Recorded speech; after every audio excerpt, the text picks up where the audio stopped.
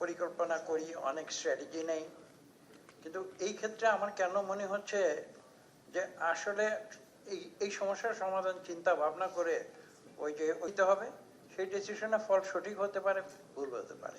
যদি সঠিক হয় ভালো, যদি ভুল হয় আমরা আবার একটা ড্রাস্টিক ডিসিশন নেব।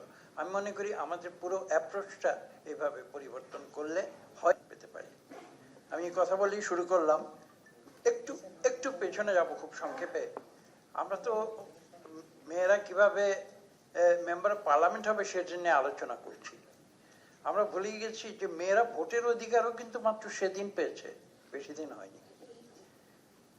বিলেতের যে গণতান্ত্রিক পদ্ধতি যেটা আমরা ফলো করি, ওয়েস্টমিনস্টার পদ্ধতি, ওরা দীর্ঘ হাজার হাজার বছর ধরে এর উপরে চর্চা করেছে, একটা পর্যায়ে এখন এসেছে। আমেরিকার যে সিস্টেম সেটাও কিন্তু 250 বছর হয়ে গেছে, কিন্তু মেয়েরা ভোট দিতে পেরেছে। পশ্চিমা বিশ্বের কথা বলছি, আধুনিক বিশ্ব যাকে বলা হয়, মাত্র বিগত 100 বছরে মেয়েরা ভোটের অধিকার পেয়েছে। আর সুইজারল্যান্ড, যেটা দুনিয়ার অত্যন্ত আধুনিক এবং অত্যন্ত একটা মডার্ন একটা স্টেট, এবং যেখানে আপনারা জানেন যে পাওয়ারের যে চেক অ্যান্ড ব্যালেন্স যেটা আমরা আজকে করার চেষ্টা করছি রিফর্মস কমিশনের মাধ্যমে, সেটা কিন্তু সুইডেনে সবচেয়ে বেশি আছে। যে ক্ষমতার কেন্দ্রীয়করণ সেখানে নেই, সেখানে প্রেসিডেন্ট এরকম যে বছর বছর রোটেট করে। তো সেই দেশে মেয়েরা ভোটের অধিকার পেয়েছে মাত্র 1971 সালে, যেদিন আমরা স্বাধীন হয়েছি। কাজে এই হচ্ছে সারা বিশ্বের পরিস্থিতি। এবং আজকে দেখুন, এই কারণেই আমি বলছি যে এটা গবেষণা করে এই সমস্যার সমাধান আমরা করতে পারবো, এটা কেন জানি আমার বিশ্বাস হয় না। এটা ওই যে বলে না যে fools rush in where angels fear to tread, অর্থাৎ অ্যাঞ্জেলরা যখন সমাধান বের করতে পারে না, তখন কিন্তু বোকারা যারা তাদেরকে সমাধান দিতে হয়। এটা সঠিক হবে, ভুল হবে, আবার সংশোধন হবে, এভাবেই আমাদের এগিয়ে যেতে হবে। মূল কথাটি হচ্ছে এই, আমি যতটুকু আন্দাজ করেছি, সবার কথা শুনে যতটুকু বুঝতে পেরেছি, মূল কথাটি হচ্ছে, আমি অন্যভাবে বলি, এখানে সবাই হয়তো সরাসরি নির্বাচনের কথা বলেছেন প্রত্যক্ষ, আমি অন্যভাবে বলি, মূল সমস্যাটি হচ্ছে মেয়েদেরকে মেইন স্ট্রিম অফ পলিটিক্সে নিয়ে আসতে হবে। আমি মনে করছি এটা হচ্ছে মূল সমস্যা। এটা আমরা করতে পারিনি বলেই কিন্তু এই সমস্যাগুলো দেখা দিয়েছে, এবং আমরা যদি সেটা করতে পারি তাহলে কিন্তু গ্র্যাজুয়ালি এই সমস্যার সমাধান আপসে আপ হয়ে যাবে। যেমন কেন বলছি, আজকে থেকে প্রায় 30 বছর আগে ব্রিটিশ কাউন্সিলে, আপনাদের মনে আছে, সেখানে হয়তো ওই যেখানে ব্রিটিশ কাউন্সিল ছিল, এখন আমি জানি না, ঢাকা বিশ্ববিদ্যালয় নীলক্ষেত এলাকায়, সেখানে ব্রিটিশদের সহায়তায় একটা আলোচনা হয়েছিল। আজকে আমরা যে আলোচনাটি করছি, অনেকে বক্তব্য দিয়েছেন আজকে যে এই সমস্যা কিন্তু আমরা অতীতেও অনেক আলোচনা করেছি। তার অর্থ এই নয় যে আজকে আমরা আলোচনা করব না, কারণ সমস্যাটি সমাধান হয়নি, সেই জন্য কিন্তু বারবার আলোচনা করতে হচ্ছে এবং আমরা করেই যাচ্ছি। তো সেখানে একজন যে প্রশ্ন তুলেছিলেন, আজকে অনেকে যুক্তি দিয়েছেন, সেখানে বলছে মেয়েদের কিভাবে নমিনেশন দেওয়া হবে, মেয়েদের নমিনেশন দিলে তো তারা পাশ করে না। তো আমি সেদিন সেই 30 বছর আগের কথাটি আজকে আমি পুনরাবৃত্তি করতে বাধ্য হচ্ছি। আমি বলছি তাহলে কি, আমি সেখানে উত্তর দিয়েছিলাম যে তাহলে কি আপনারা বলতে চাচ্ছেন যত ছেলেকে নমিনেশন দেওয়া হয় সবাই পাশ করে? তো কাজে নমিনেশন দেওয়ার পরে কেউ পাশ করবে, কেউ ফেল করবে, সেটা যার যার এলাকা, যোগ্যতা, পপুলারিটি, অনেক কিছুর উপরে নির্ভর করে। সেই কারণে দল নমিনেশন দেবে না মেয়েদের, এটা তো কোনো যুক্তি। কাজে নমিনেশন দিতে হবে। এবং আমি কয়েকদিন আগে আরেকটি কথা বলেছিলাম, সুলতানা সেখানে ছিলেন, আমি বলেছিলাম যে সেখানে উদাহরণ দেওয়া হয়েছিল বাংলাদেশের মেয়েরা অত্যন্ত গুরুত্বপূর্ণ ভূমিকা বাংলাদেশে পালন করছে।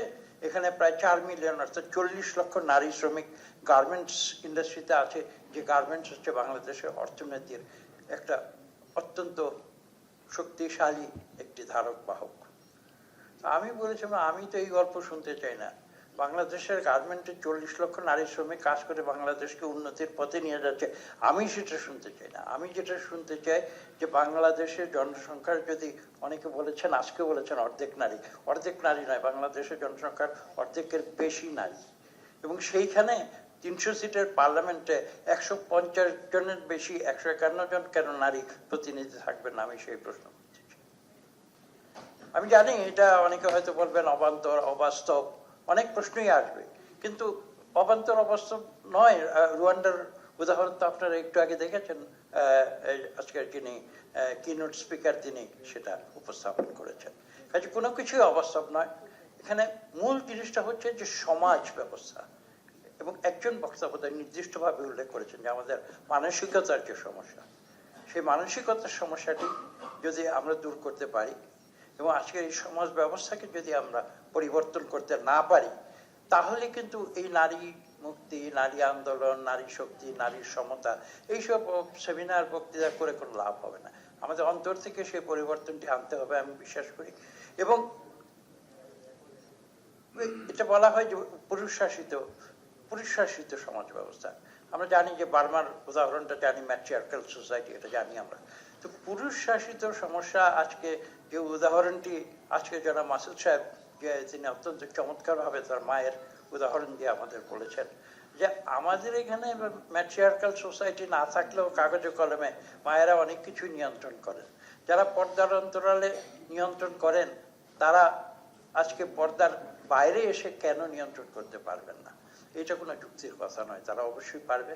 কিন্তু আমরা গায়ের জোরে, আমি এই শব্দটি ব্যবহার করছি, আমরা গায়ের জোরে কিন্তু মেয়েদের বঞ্চিত করে রেখেছি, এই সত্যটি স্বীকার করতে হবে।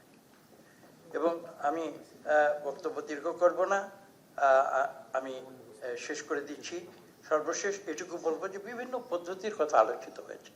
এখন কোনোটাই কিন্তু ফুল প্রুফ নয়, কোনোটাই না কোনো ডিফেক্ট আছে।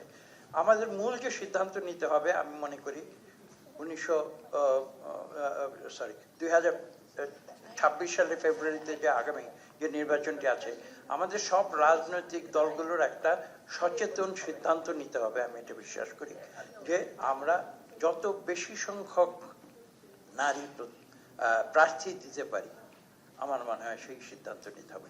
দেখুন, আইন করেও কিন্তু সমাধান হয় না। একটা আইন করা হয়েছিল, লিগাল ফ্রেমওয়ার্ক অর্ডার আমাদের যেটা, বা আরপিও যেটা বলা হয়। আরপিওতে বলা হয়েছিল যে 2020 সালের মধ্যে প্রত্যেকটি রাজনৈতিক দলের অন্তত শতকরা 30% যে অফিস বেয়ারার তার নারী হতে হবে। কোনো রাজনৈতিক দল এটা করেনি।